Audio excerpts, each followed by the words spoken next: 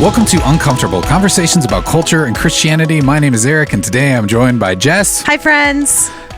No. I had lots of people message me, and by lots, I mean 3, that listened to the thing. You're not going to do Hello World anymore? You told us you were going back to it. Yeah. But So I was waiting. I had people that were like, that was so much more personal. Oh, okay. Do you want me to go back? No, it's fine. Whatever. Well, you work it out. You fill it out, and then Okay. It just Next- threw me off again. I know. I feel like I'm letting you guys down. You are. That's really what it is. Am I stealing your thunder, too? No, it's just because I'm always ready to come up with my unique thing. Yeah. And then Okay, you feel like I'm you guys stealing are your always thunder. the same way. Okay. Let's do it again. And Alex. Let's get ready to rumble. Okay. All right. That's See, that was still a nice touch, despite whatever happened. Thank you. Speaking of boxing, is that an Olympic event? It is, yes. Is it the Olympics start today? Wowie. Who's excited? I'm Alex, excited. Alex listed off all the Olympic events for me You a asked little him bit earlier. Yeah. He had, You knew I them was all? impressed.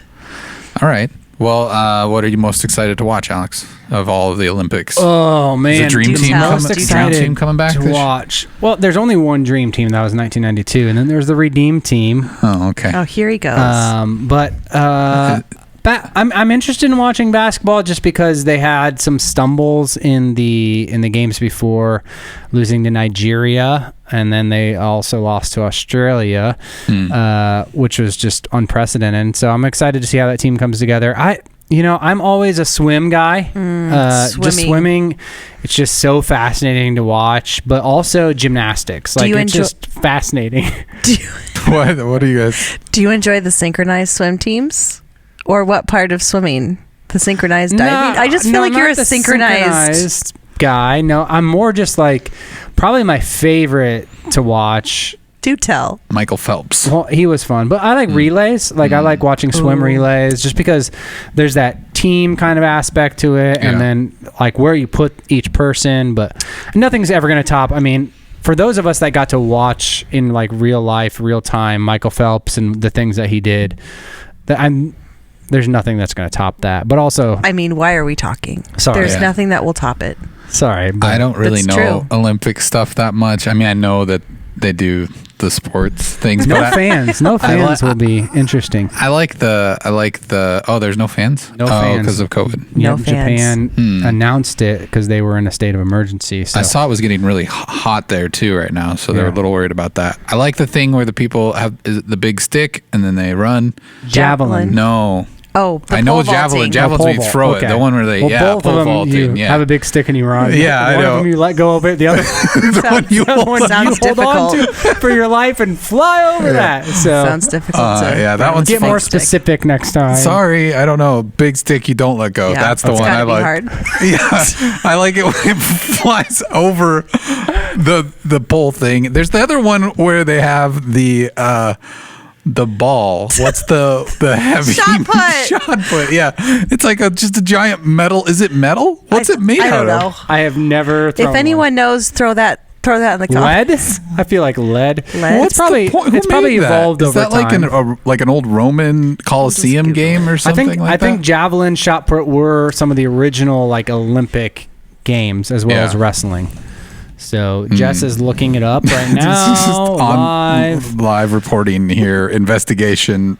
So you're a track and field It's, guy is what you're solid saying. iron or brass. Oh, okay. Track and field guy. I guess they're just some of the weird things I like to watch because they're just so weird, and that's kind of entertaining. In shot to me. put, the American there's a couple of them representing, but he broke the world record in the trials, and so it'll be interesting to see what he does. Because regular Incredible. like hurdles and just running, no, I don't care about. But That's- it's just hurdling is fascinating. yeah. They just do it so easily.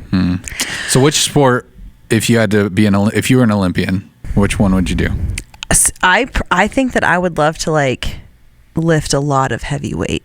Okay. That's the ones that always shock and I'm awe. always so scared to watch me. those. Like something bad's gonna It's happen. incredible. I do think that the diving is pretty incredible too. Yeah. Like that seems really hard to me. Especially synchronized. Yeah. Like it's one thing to do it something incredible by yourself, but then like right with someone. Yeah. That's not what I'd choose though. What would you choose? I think You I tell. would choose probably swimming. Okay. Yeah. Little relay. Yeah. You have a backstroke. I'd be the backstroke guy. You have a swimmer's body. It makes sense. Thank you. I am told that very never. You do. Well, I mean, I think because swimmers are usually pretty tall. Yeah. And so, I mean, like I could be a swimmer lanky, if I was actually in fit. I might be able to be a swimmer, but not in this shape. I'd float. But that's, it's just one of those things that I don't know. I'm not that athletic, so I just can't envision myself. Do they have archery? Maybe I could do that. Is that a thing? Yes. Okay. Pretty confident. They even have, that's in the Winter Olympics where they ski and then they ski with rifles on. Yeah. So you could probably do that. Well, wait, we'll save you for the Winter Olympics. They're skiing. Yeah. You're a husky. You'll do good in the cold. Thanks. Well, speaking of the Olympics, there was a gal who was supposed to be a part of the Olympics, and because of smoking marijuana, she was not able to be a part of it, but she was on a commercial last night, which goes into our headline. Oh yeah, that's true. That's a very good segue that normally we don't do because there's like a little bumper that breaks up these two moments. How creative. But thank you for that. Headlines are up next. That's right. Thanks, Alex. Our first headline comes from independent.co.uk. It says Kanye West to release new album Donda this week. And some might say, wow, you guys sure report on Kanye West a lot. That's true. And, you're a big fan. I'm a bit of a fan. That's probably part of it. But also a year ago, almost exactly a year ago, we released an episode where we talked about a headline where Kanye was running for president and was supposed to be releasing this album that Friday. And as everyone knows, we record these earlier.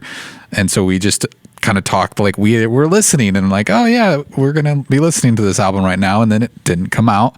Typical Kanye. Here we are a year later. Does he put it aside for the presidency potential? I guess maybe. I don't know. He's got a lot going on in his life right now between his wife leaving him and everything else. But supposedly right now, when you're listening to this today, we're also listening to this Kanye album. Stream it right after you listen to us. Yeah, or before, because Thursday evening you might have listened to it as well.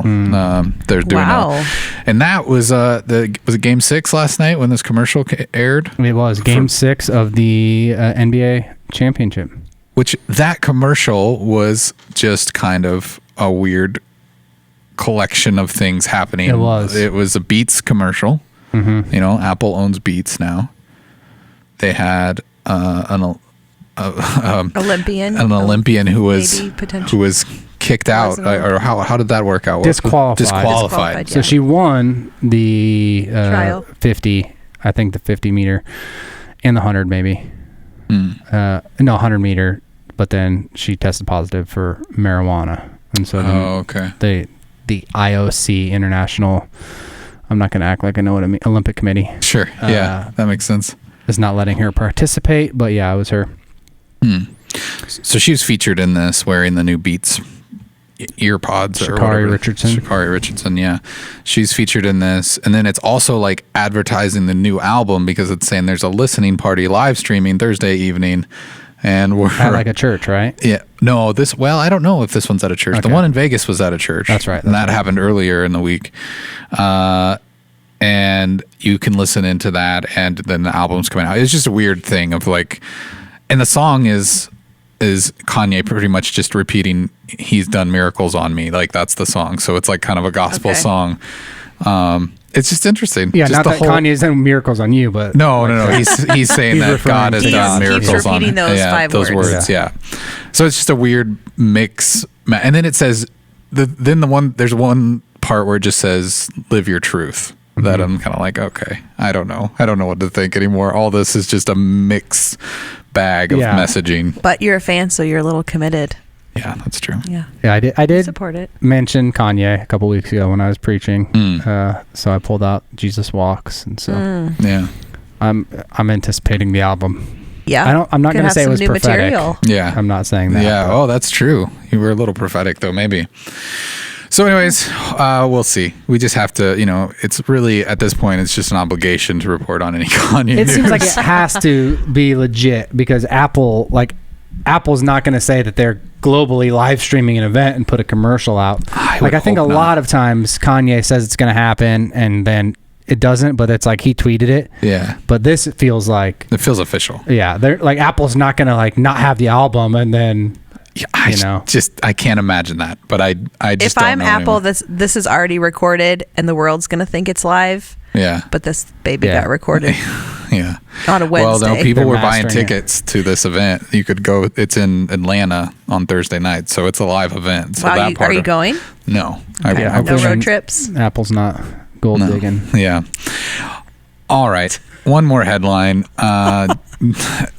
This isn't really a headline as much as a statement released on a website for an ice cream company, Ben & Jerry's. But it's been in the headlines. It's been in the headlines. Ben & Jerry's will end sales of our ice cream in the occupied Palestinian territory.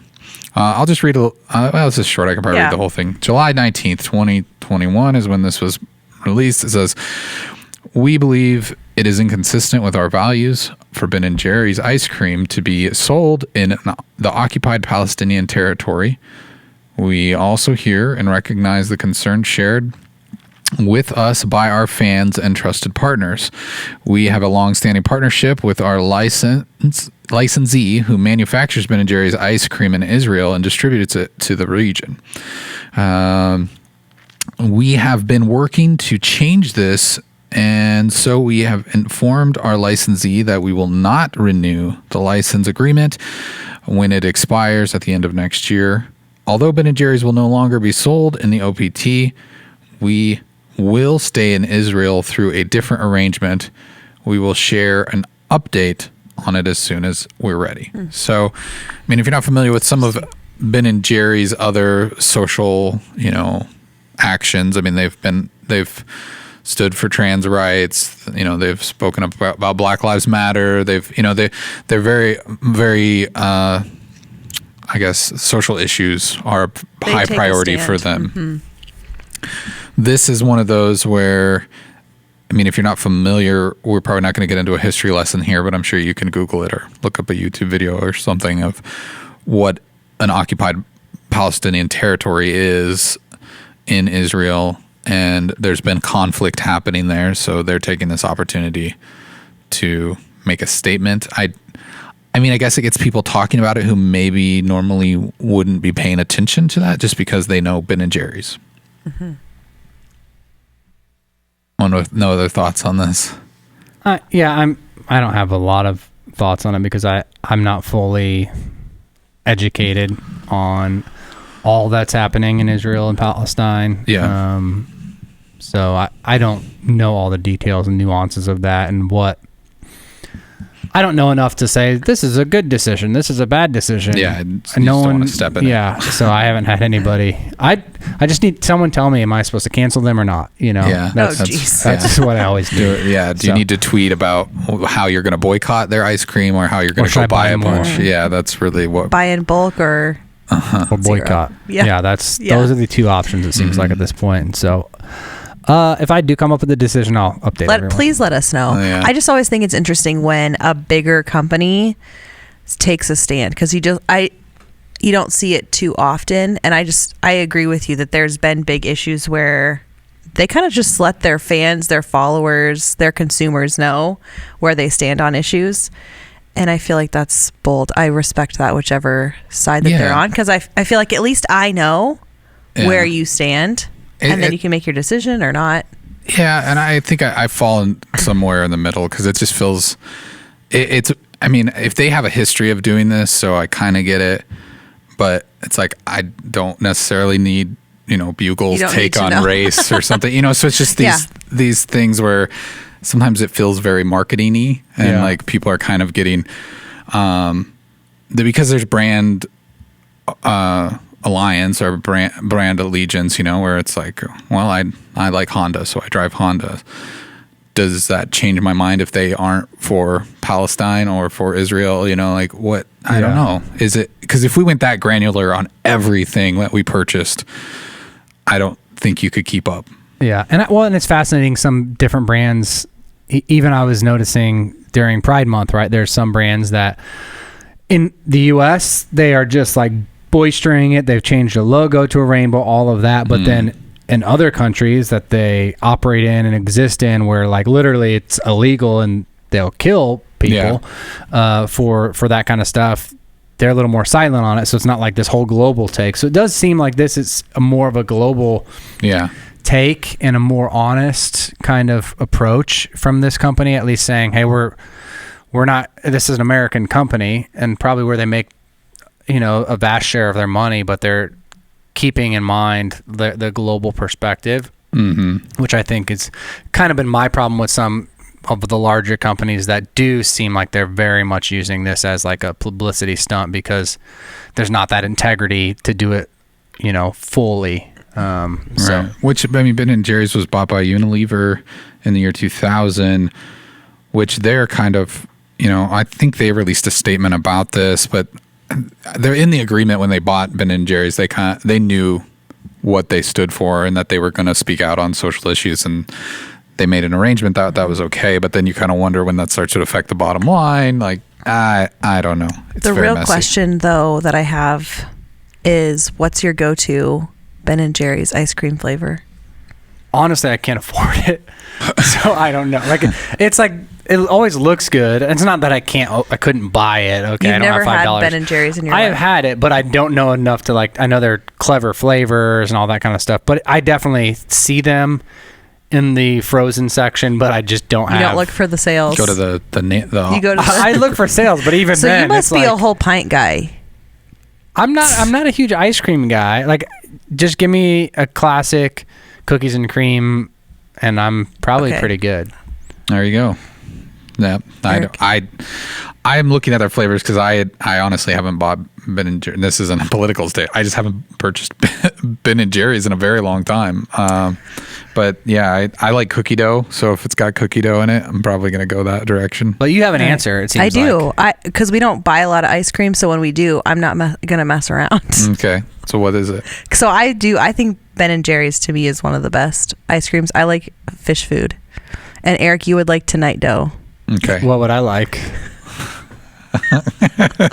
She can't even answer you seriously. What is fish food? Okay, tell us fish food. Fish food is like pieces of brownie and marshmallow and little pieces of their chocolate fish. Oh. It's delightful. Okay. It's vanilla and chocolate ice cream. So Instead you might of like you it. answering it, Eric, you by looking at, you've had some time to look at the menu. Oh, okay, yeah. Since Jess has ascribed a flavor to you, I would like you to tell me what I would like. What's his flavor?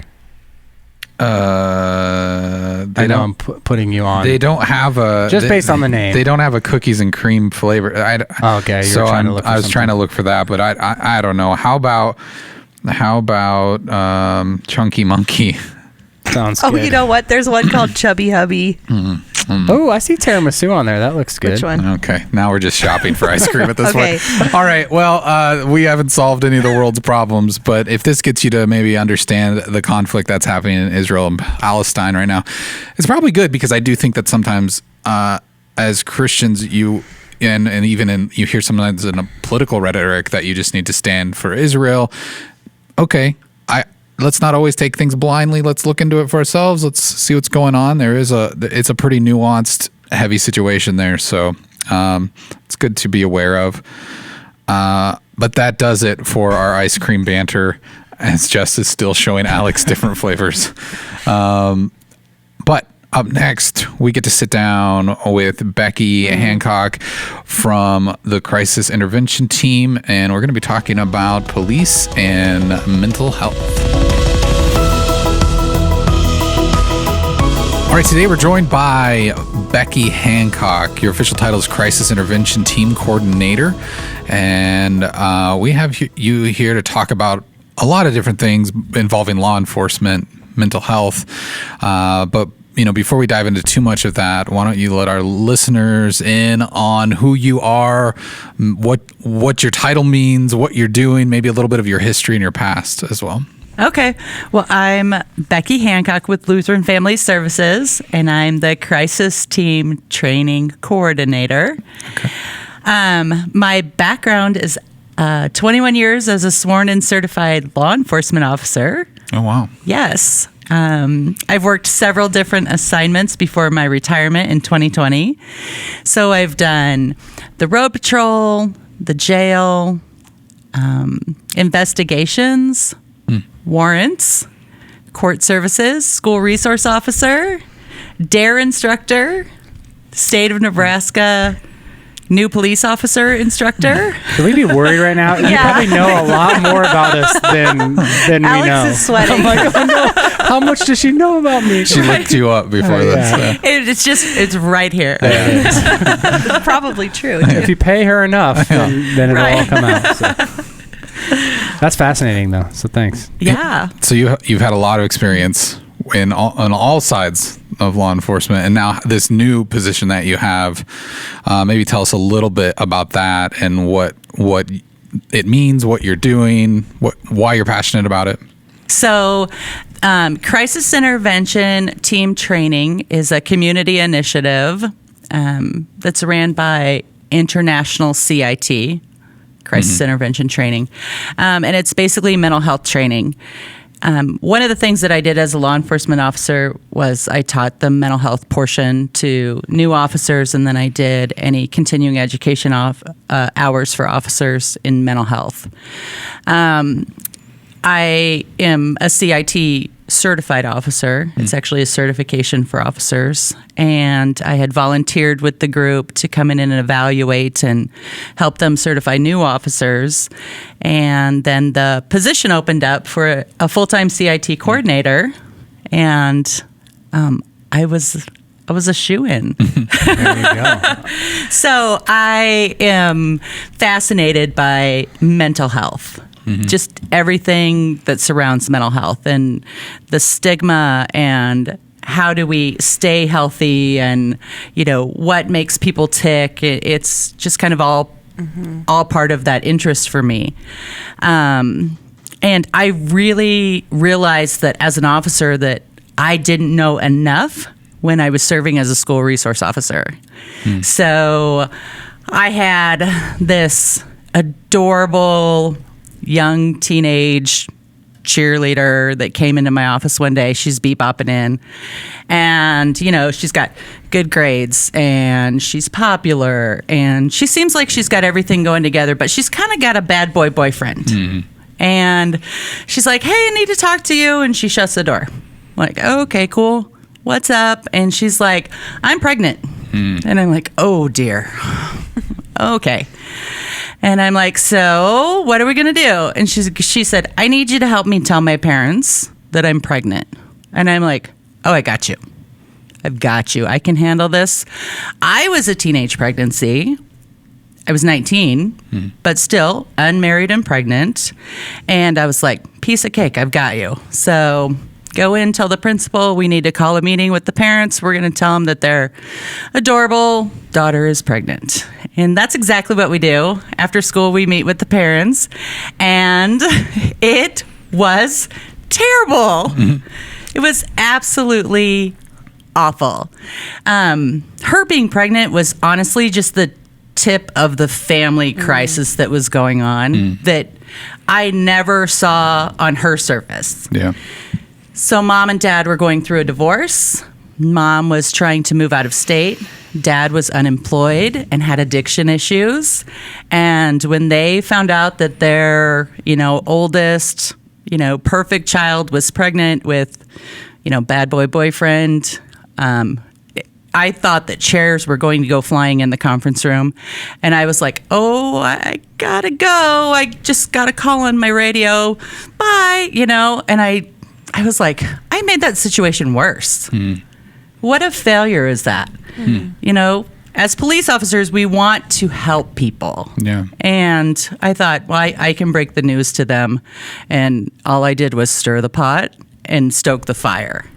So I talked to my lieutenant, who was also kind of my mentor, and I told him the story, and I said, I don't know what I need to do to become a better officer or if there's any training out there, but if there is, I need it. And that's how I became involved with CIT. Wow.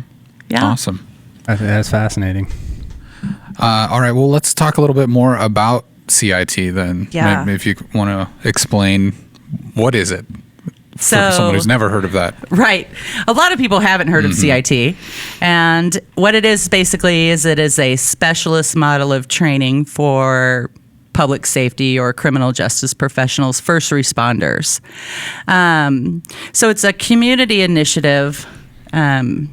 We love input and collaboration from multiple areas of the community on how to have interactions with somebody in a mental health crisis or homelessness, addiction, and have interactions with first responders that can be safe and helpful. So, and I was really excited because a couple months ago we met and you were looking for a home to host your training that you're having. And it's a big deal. And I was really excited for us to work together with you to bring you to Christ Community to do your training here. So welcome. Thank you. We're glad to have you here. But I do think it's important. We were talking earlier about how that community involvement and just even us playing a part in hosting you guys just and making you feel welcome is helping officers and things like that. So it's so awesome to be here because we have been popping around to different buildings, and it's a huge undertaking to put on a 40-hour class. Yeah. And so to find a really and truly a home where we can say, we'll be here this week, and this has been an amazing experience for us. And my team and I are all so excited to be here. We're so glad to have you. And so the training that you're doing is, like you said, it's 40 hours.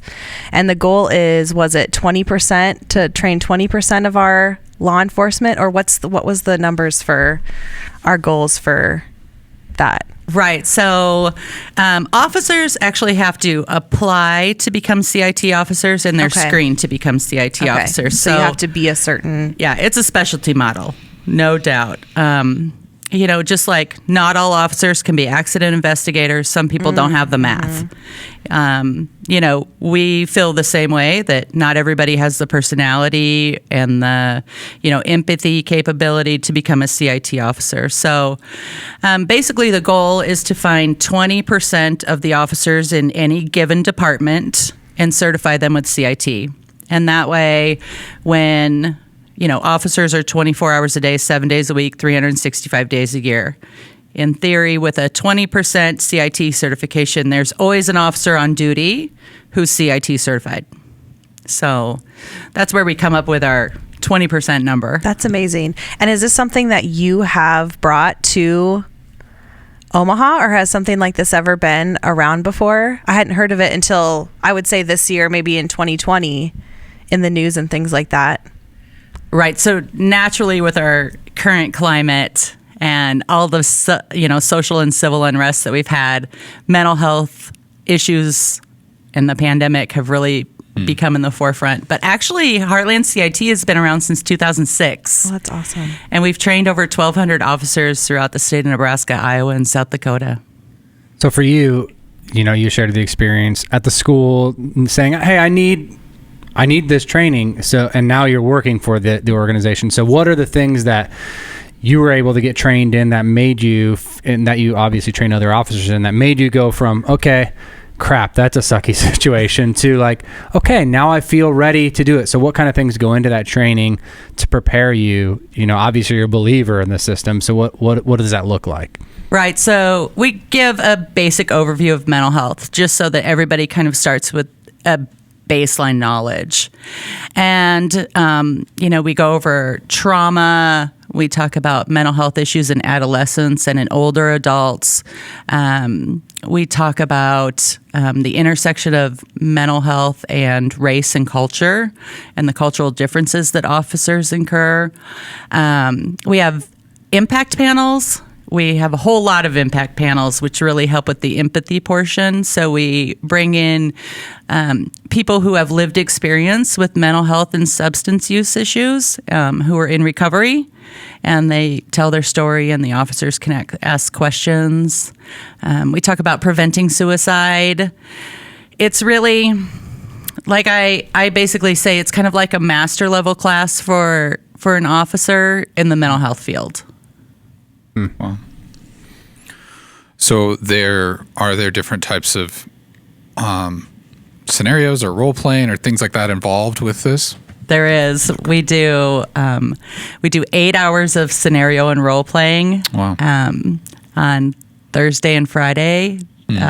This area will be hopping with a ton of people who volunteer to come in, peers and therapists and officers, and we'll be in these wacky costumes, and there'll be people who have actually had issues with cutting or self-harm, or people who have had suicide attempts, who will basically kind of relive their situation for the officers, and then they're scored and to make sure that they can pass and do what they need to do to be a CIT officer. So there are other states or cities that Omaha's looked at to go, this is obviously working, this is something that's necessary, or is this kind of earlier experimental type of a thing?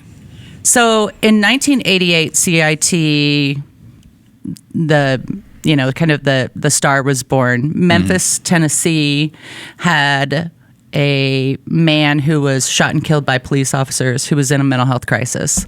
And the community leaders and churches and advocates all got together and went to the police and said, this didn't have to happen. We have to figure out how we can prepare our officers to do a better job when it's not a crime to be mentally ill. So they got together and basically developed the CIT program, and it's just expanded from there. In 2005 is when they launched the CIT program, and then we brought it to Omaha in 2006. Oh, so it's been around for a while then. It has. Okay. So what, obviously it became a need, people seeing a need for it, but what makes an officer, like, is it just you guys are advertising it, or what makes an officer typically? Is it a bad experience like yours that says, okay, I need more training in this? Is it just like literally, like you were saying, certain personality types just lend themselves to expert? So I would assume you need to have empathy at some level, right, to be CIT certified. But what's it take? Like, what's the journey like to go from zero? You're not going from zero. You have empathy at least, which some people don't. But to feel like, okay, I'm equipped in this for an officer. So I think officers kind of as a whole, just as a generalization, they get into the business of law enforcement to, be a protector of the community and, be the one that kind of stands on the line between good and evil. And so there has to be, I think for most officers, a passion just within them to help people. Yeah. So most officers, kind of in that regard would be good CIT officers, but experience over time and the stressors of the job, and certain people just fall into certain roles. I think that when you really kind of look back with the things that you do, like for me, it was sitting in that conference room with a family in crisis, and I said, I have failed at, doing good for this family, and I had no idea how to help, and that really kind of ate at my core. And so that's why I went to my mentor and I said, what can we do? I can't imagine that this is something that's not usual for people in schools. Yeah. So how do I fix it? How do I become that better officer? And as we're constantly looking within ourselves, how do you better yourself continuously? Cool. So. Yeah, let's kind of move into mental health a little bit more. Okay. I think it was a few months ago we talked about an article from Sarpy County that was saying drug courts were starting to address mental health more, and along with other crimes that involve alcohol and drugs, and maybe bringing some reform to that. Is that a part of this, or is that kind of separate from this, or? So the way that we kind of run CIT is we want it to be a one-stop shop for all of our police agencies within the state to come to us and look at policy and procedure changes and what can we do to better the lives of people with mental health concerns and substance issues. There's a Sergeant Rob Hillebrand at Sarpy County who is on the CIT committee. So he's on the executive committee with me. And there's, we're constantly looking around the country to see what other people are doing and how we can be progressive and really divert people from the criminal justice system into the healthcare system where they belong. Mm-hmm. And so Rob was really instrumental in this mental health court. And it's the only one in the state right now. And it's going great. CIT is part of that. And so, we're modeling it and we're talking to the other, judicial systems and, kind of saying, this is what's going well. This is, what we need to improve and overcome those barriers. So it's always a process. We're always evolving. Yeah. So what kind of screenings, what screenings go into this for police that are, what kind of screenings go in for mental health of police? And so obviously we're talking about those that they interact with in the community and their own mental health. But as you shared earlier, I mean, just the stressors of a job, even for me, and I know probably all of us, the stressors of hearing people's stories, taking on people's burdens, seeing just things that are unimaginable. What kind of things are in place for not just knowing how to deal with those that have mental health issues, but to give and clear mental health to officers that are out there to protect them, to serve them? Are you ready for this? I think so. None. Okay. None are the mental health of police officers in dealing with the stressors that they have. Police do not seek mental health treatment very often. They have a higher percentage of suicide rates. They have a higher percentage of divorce rates. They have a higher percentage of substance use issues, and everybody turns a blind eye. Mm-hmm. Sounds like pastors. So I get it. There's just this margin of people that it's like, you're the helper, you're the protector. And where do you go for help if you're the helper and the protector? That's another barrier too. Well, just the stigma of it. Yeah. Because I think sometimes police officers are looked at as the hero in the story, and they're coming in the white horse to save the day. Yes. And why would they need help? Right. They're the ones that are supposed to be helping. So I think a lot of times and it's stigma from other people as well as probably on themselves thinking, well, I need to be strong. I just need to power through this. Right. Mm-hmm. Just kind of buck up, pull up your bootstraps.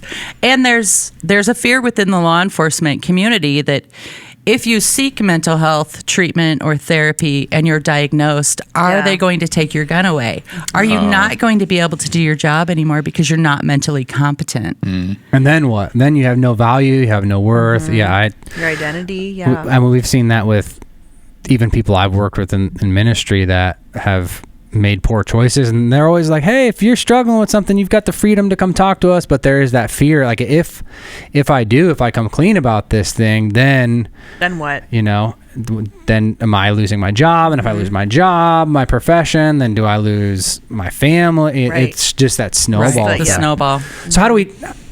Obviously, the answer is we don't want that to be the reality. What would you say are ways that we can start to change that, or ways that we can start to break up that stigma, or even support officers in that kind of environment to seek it in a safe place? Right. So there's so many multiple areas where officers can do a lot of work for themselves. Peer interactions are huge. Officers are incredibly loyal to other officers, right? Because these are the men and women that you're really placing your life, if needed, in their hands. So if we foster that police culture to manifest that loyalty, to do the right thing, especially in time of incredible stress or critical incidents, we can really help each other that way. On the flip side, we do things like citizens academies so that spouses or families can come in and see this is what a police officer does. We can run them through, different training mechanisms that we use so that they have some idea of the hypervigilance that police officers feel every time they go to work. Yes. And that way the spouse gets, a clearer picture of, why her husband or wife, comes to dinner and doesn't want to talk. Yeah. Is there part of that that's also maybe them feeling like they're protecting them from what they actually dealt with that day? Because I suppose in some relationships that would be too much for the spouse to even handle, to hear what happened. Right. Yeah. The officer truly thinks probably that they are protecting their family from that trauma. Yeah. That they're processing privately. Right. Yeah. Without any support. Right. So, and then, exercise, meditation, just kind of the normal things that we all talk about when we deal with stress, those positive coping skills. And the really, really huge thing for police is get friends that aren't cops. Because all of a sudden you think that you're in this, world where everybody is cynical and everybody is bad, and you see the worst in people. And when you get friends outside of the criminal justice world, you're like, oh, so life is like that, huh? Yeah. Yeah. Because I think that's something you do see, and maybe it's a trope to some extent, but I think you hear that a lot, that police officers tend to see the worst in individuals because they kind of have to, like you said, they have to be vigilant. So it's almost a safety mechanism for them to assume the worst is going to happen in any situation, just so they're prepared. Exactly. Exactly. And, when you can't talk to your spouse or what I always called your normal friends about the stressors of the job, you can talk about that with the other officers.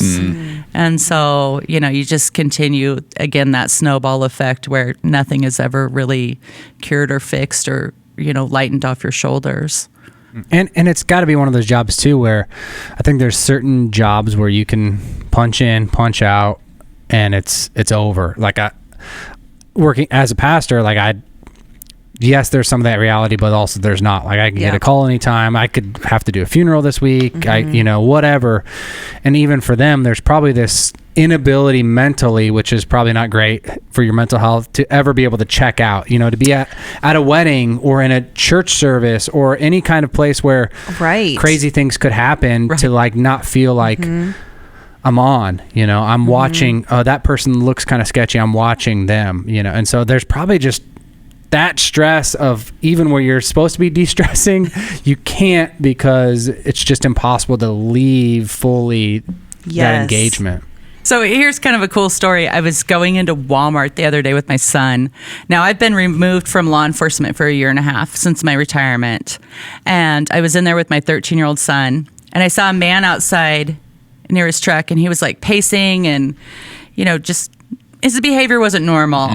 And so we walked in, and I said to my son, I'm like, you need to stay close to me. And, if you hear anything weird, get down, and, we need to identify where the exits are. And he literally looks at me and he's like, what are you talking about? And I said, didn't you see that guy out there? He's acting all crazy. What if he becomes an active shooter? And, I all of a sudden have this plan in my head about how we will survive and how we will escape. And, everybody else is just kind of walking in, with their grocery lists and or looking down at their phones. And, it doesn't go away. Once you have that training, you can't get rid of it. I work out with a couple firefighters and police officers. And so I don't see necessarily the professional side of them all the time, but we were running and an emergency situation came up, and it was just incredible how I know these guys, but they just flipped, and how they were handling the situation. They had everything, first responders, everything, and the phone calls that they were making to 911, identifying themselves. It was just one of those things true where it's it's so fluid of you can always be on and off, and how quickly they have to be able to switch. Yeah, I mean, it's training and preparation and years of it where it's just truly, it's just second nature, almost brain and muscle memory.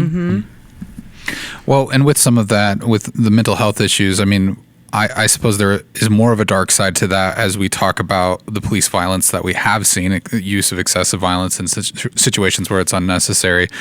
And does any of that spur from that worldview that starts to get painted where everybody can potentially be the enemy And does that start to kind of blur the lines for some officers at some times? Is that a strictly mental health issue, or is that a training issue, or where, we've seen, obviously last year George Floyd was all over the headlines. You've seen this officer be prosecuted now. So where do we look at those issues and go, okay, how can we help these officers, and also maybe what brought this on? What brought these different things on? Right. So, when we talk about excessive force or police violence or police abuse, like we saw with George Floyd, when you get into those critical incidents, it's very hard to turn off. And we live in the world with the portable camera, right? Every cell phone, everybody's got a Ring doorbell.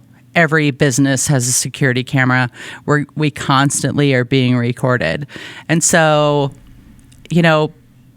police, they're used to that. I mean, they're even wearing body cameras. Right.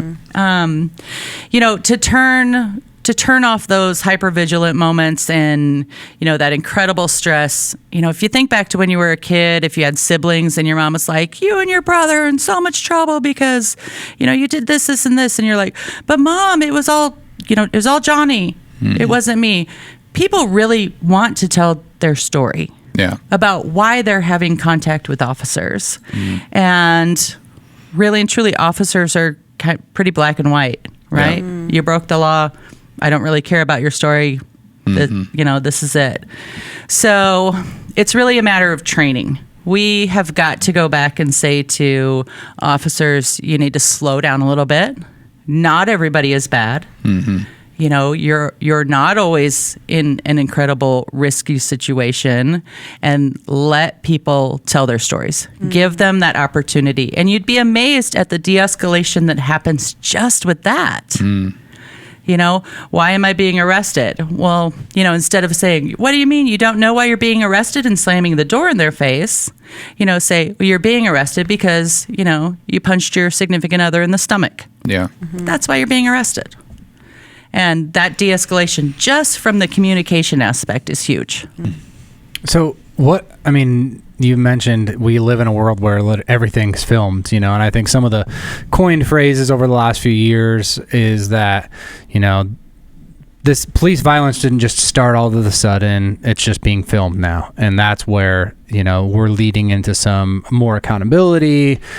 Even what you brought up, how your organization was born was because there was a desire for accountability in this kind of thing. And I think a lot of people want accountability a lot faster than we can provide it in a really good way, right? It takes a little more time for training than be like, well, just think about it. So what are like the pressures, or how would you say that reality has hurt, the profession of policing, and how has it helped to create more accountability? Because I think it's probably gone both ways. It's probably created more accountability, but it's also probably created more people that think they have more authority than they do, or that they can just disrespect. And we live in a culture that seems like reverence or respect for authority is absolutely nothing, optional. And so how would you say the camera phone has changed policing over the last couple decades?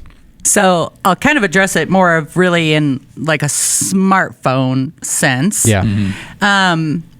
So really and truly, the first incident that I can think about in my lifetime where I saw police behaving badly and abusing a citizen is Rodney King.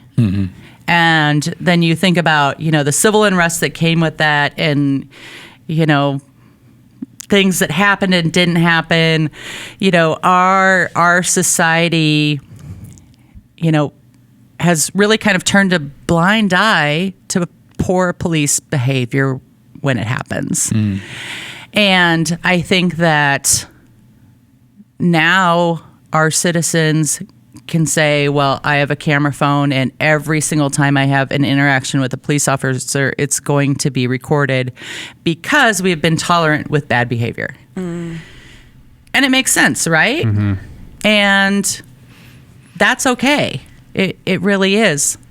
on the flip side, when we misuse those tools and say we have an interaction with a police officer who is not violating any laws, it's creating a phenomenon really for police officers that they don't want to, be recorded anymore because you're going to post it on social media and I'm going to be subjected to, this generalized view of all police officers are abusive or all marginalized people are, dangerous. And it really creates, a false reality. And I think that we see a lot of that now with the constant posting of videos. Yeah. But, smartphones for police work, oh my gosh, it changes the game. There's apps where we can identify medications that somebody might have on them, or we can get situational awareness if we have a missing child. We know instantly what that child looks like. Yeah. When I first walked into a cruiser, there was nothing but a light bar and a siren. And now there's computers and... technology. Yeah, we get dings so on our cool. phone when there's an Amber Alert. Yeah. And so that is fascinating. So. Let's talk a little bit about how policing has changed in the last couple of decades. Just, bigger budgets, militarization. You've seen, you see these imagery of police officers in riot gear and these, larger than life vehicles and things that look like they should be only pulled out for a war, and then they're being used to control crowds. And then we've seen these demonstrations over the past year, and this outcry for, defund the police. And I think that's something that, the phrase alone will cause both sides to get very upset, angry. Oh, yeah.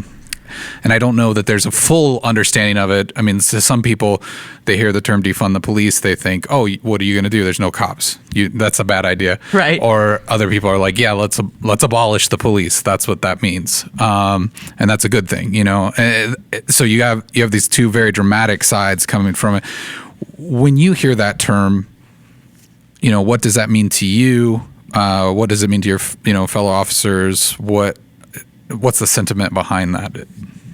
Right. So the whole term defund the police, it sends a cringe up an officer's back because it creates that perception, that, again, police are bad. Yeah. When, the truly society cannot function without some sense of law and order. So there has to be somebody doing that. Defund the police is law enforcement officers aren't afraid of it. You're not going to get rid of the police. We're not going to lose our jobs. But it does mean demilitarize the police. Yeah. And it means putting some of that, government money into other things like schools and social workers, those types of things, which we don't think is bad. Yeah. When they started to close down the mental institutions in the 1960s, they said that we're going to care for the homeless, we're going to care for the mentally ill, we're going to do all these great things out in society, which was a good idea because mental institutions were terrible places where people were mistreated. Right. But we never funded it. And so with the birth of 911, what's the number to call when you need help? Right. And it doesn't matter what type of help that is. So the police officer essentially turned into a social worker. Right. And they're not trained for that. There's no training in the police academy for these new officers to go out and say, oh, I know where to take you when you're having a mental health crisis. And, so we never funded it. So, part of that defund the police, from the law enforcement standpoint, we can get behind that. We need to fund programs for education, for social work, for mental health in the community. And officers don't want to be social workers. Right. Otherwise, they would have gotten their degrees in that and gone into social work.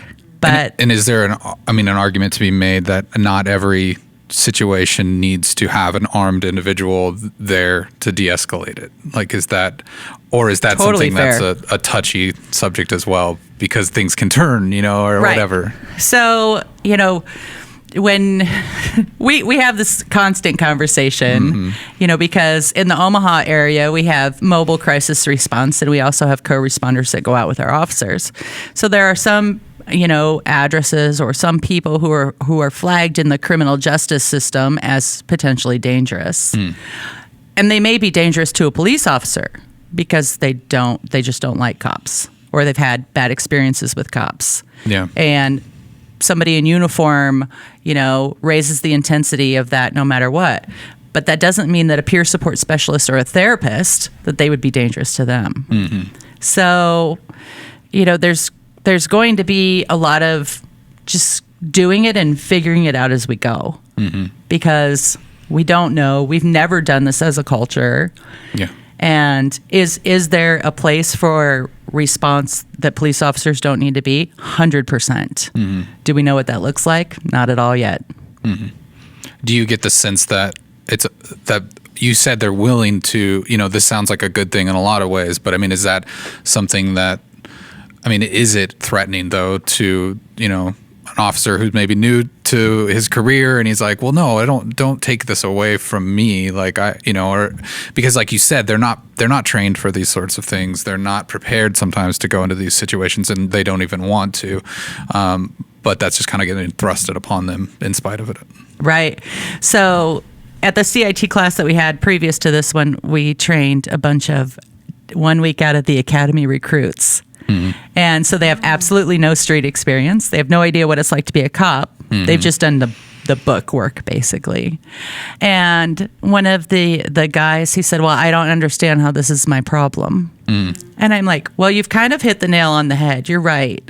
It's not what you typically think of as police work, and yet it'll be 80% of what you respond to. So... there's a real difference between a new police officer and a seasoned police officer and what police work actually looks like. Yeah. So, which is why it's so important to have this. And even through you talking, just seeing the importance of that crisis intervention training and what a support that is to officers that they can go through something like that. Yeah. They get 8 hours of mental health training in the academy. And there's nothing in the state of Nebraska as far as training standards for officers that they need anything more than that. So, you're having officers deal with very complex issues with, essentially no training. Yeah, and I think it's a system-wide problem. It's not like they're walking into that position. They have no clue that that's what they were signing up for, like you said. Right. The officer that just did that. And so it's not his fault that he's ignorant to all this stuff, because he signed up for a job going into it thinking he's doing one thing and doing... that probably happens in a lot of professions and careers. A lot of people think all I do is get up and talk for 30 minutes on a Sunday. And I'm like, there's a lot more that goes into it. Than I even thought I was signed up for as I, grow older and more into the career. But what kind of ongoing or evolution has happened? You said since 2006 it's been in Omaha. So I'm sure that you've seen positive things happening as a result of your training. But then also, I need to keep learning. All of us have to keep learning. And as new situations arise and all those kind of things, what kind of ongoing support is there? If an officer went through it in 2006, are they good for life, or do they usually get the bug and they're like, no, I need to keep learning? So I guess how has this evolved just in Omaha over the last few years, as one question, and the other is how does it continue to evolve in the life of an officer, if that makes sense? I think that you sat in on our CIT meeting that we had yesterday, because that was exactly the questions that we are hashing out at this point.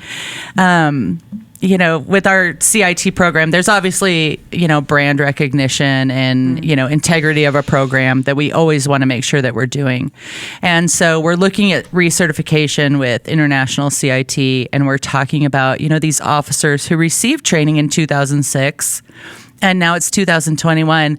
And how does the class look so much different, the attitudes in the community, the peers that we have talking, it all looks so different because we have evolved so much in the police world with mental health. Just really recently, probably in the last 5 years, It's really taken off. So we were discussing, having continuing education and an expiration on our training dates, which aren't required right now through the International Association, but are likely coming. And how do we recertify and, keep these officers current with what they're doing? Omaha OPD has their core unit, which is officers and mental health professionals. They're paired together and they follow up on crisis calls and offer supports together as a team. And so I think our OPD officers who are working in the core unit are going to stay up to date just because they're around therapists and peer support specialists. They're really living in that world. Those who, have moved on to another specialty position, what do we do with them? Do they need to be recertified?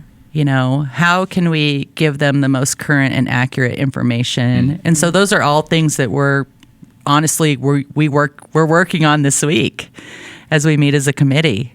So to be determined, I guess. Yeah. And obviously, anytime you open up a can of any of these issues, we find out it's way more nuanced than the public eye or just my opinion. I could just tell you how to fix it right now, just don't be a jerk or don't do this or get more training or send every officer through this training.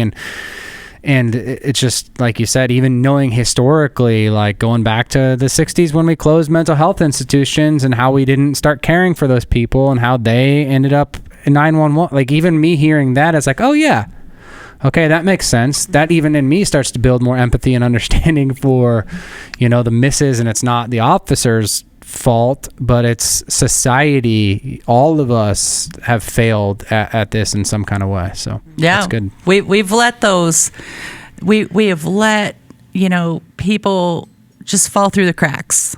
And all of a sudden they're involved in the criminal justice system. Their criminal charges are just manifestations of their mental health. Not fair. Yeah. Not fair at all. And they don't belong in our prisons. They don't belong in our jails. There is no mental health treatment in prison and jails. People usually get sicker.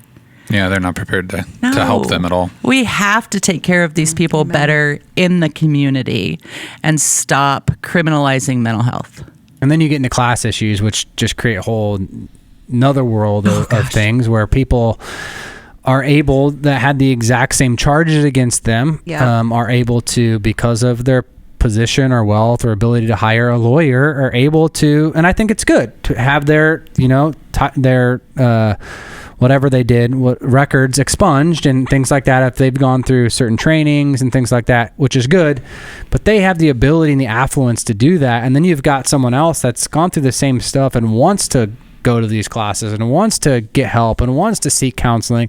They just never have that opportunity. So it's constantly a stain, and then they are never able to get the job and never able to move ahead in society. And we just are in this cycle. And so systemic poverty, systemic lack of education, systemic, prison stays. It's just, we truly have just created this terrible cycle that we have to figure out really and truly as a society. How do we fix this now? Because what we're doing isn't working. Yeah. It's something that as we start going down the path, start having this conversation, you just realize that it brings up more problems, more issues that you can't resolve. But I also think just being able to identify some of them, just so people, because a lot of times it's just easier to have that buzzword or whatever catchphrase to just to dismiss something like this. And so the more we hear these stories, and even someone with your experience, that helps to go, okay, you're acknowledging what's going on, you acknowledge the problems. And I think that's really, really important for people to hear, that acknowledging an issue, being critical of a problem, does not mean that you are against the person or the the individuals or the institution, but it is just being critical for a constructive criticism in a way. And I think sometimes that can be paradoxical and hard for people to wrap their heads around, because it's either good or bad. Right. And it's like, no, you can't. Not all cops are bad. Not all things are bad. It's just we have to have these conversations. supporting officers is something we wanted to touch on as we kind of wrap this conversation up. As Christ followers, we would all agree that, justice is important. And I think it's on both sides, So, sometimes there are officers in the wrong and sometimes there's officers in the right. And to a certain extent, I would imagine both sides feel marginalized. But in this culture, do you have any advice for us to achieve that? How can we be supporters? Right. So that's a great question. And we can actually do both and be very successful at it. The more transparent we are as humans and, as Christians and followers, and we're all sitting around here as truly leaders in our community, if we're transparent, if we provide those opportunities for marginalized people, if we talk open and honest about the problems that are plaguing the people that we're interacting with, we can sit here and collaborate and come together and truly make a difference for people in our community. For officers, don't be afraid of us. We're on your side. We feel the same way. It's not all cuff and stuff and haul people off to jail. We got into the profession to help, and, to just get involved, if you see us in a convenience store, come up and say, hey, this is my neighborhood. Are you my neighborhood cop? And, nice to meet you. Can we chit chat about this for a minute? And they will all day long, like to be treated like humans and, want to treat people in our community with dignity and respect. And so the more we hear about, and chances are we probably know that there's a problem already, and, when there's this stigma around police that all cops are bad or, that we're marginalizing a certain population. Are there some bad cops? Yes, no doubt. There are bad people everywhere. But for the most part, we want to be included in the community. We want to help you overcome your challenges, be diverse in what we do, and just let us know.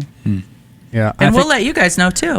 I think one of our goals in having this podcast, but even personally, is to be bridge builders. Yes. And so sometimes that's really difficult, especially in a hashtag world, in you've got Black Lives Matter, and sometimes you're like, hey, yes, I agree, and I want to care for the marginalized, and I want to, and so I don't mean the organization, but I mean like the sentiment of showing my support. But then Blue Lives Matter, right? And you're like, yes, but then there's some people that are like, well, if you say that, then you're not supporting, and so how do you even live? Like, how do me as a white middle class guy that loves police officers, has family members that are police officers, and thinks their lives matter, and then vice versa, have family members that are black and think their lives matter and want to give them dignity? How do I live in between and show respect and honor to both? And obviously this is your answer, so I could ask like another person and they'd probably say, well, no, automatically if you ever utter the words Black Lives Matter, then you automatically against me as a police officer, or vice versa. And so we know that that's just a reality. That's not, It's not a blanketed statement for everybody. But how do we live in that tension of both are honorable things to pursue in justice? So for me, I tend to be a caretaker. I lean more liberal as far as social issues are concerned, which honestly drives my husband nuts. But, I just basically say, like, I get it. I understand why Colin Kaepernick knelt, during his football game, and how powerful of a statement that was. I also, my dad was a cop, my sister was a cop, I was a cop, I have uncles, cousins. Of course I care about cops, and it's separate issues. Like, we're blurring those lines. Like, you can't say, Black Lives Matter if you're a cop. bull. You can, and most cops will say they do matter. Yeah. And, we don't believe that. It's really a whole bunch of just crap thrown out there on media that we don't believe either. That's good. That's helpful. Yeah. Well, awesome. Any parting thoughts, anything you feel like you want to get out there before we wrap things up, or that you missed, or anything like that? I don't think so. Okay. We're so glad you're here. Yeah. I'm Seriously. so glad to be part of this. This is great. So, and part of our, we probably not going to get up on Sunday and preach about this, but I think it's culture. It's an intersection of our culture that we have to think of and hear stories and build empathy and build bridges. And so, it's just fun to have you here and get to listen to that and have you guys running around now. At least know what's going to happen if there's like yelling or wild scenarios happening tomorrow. I won't call 911. I'll trust that you guys have it. So. Yeah.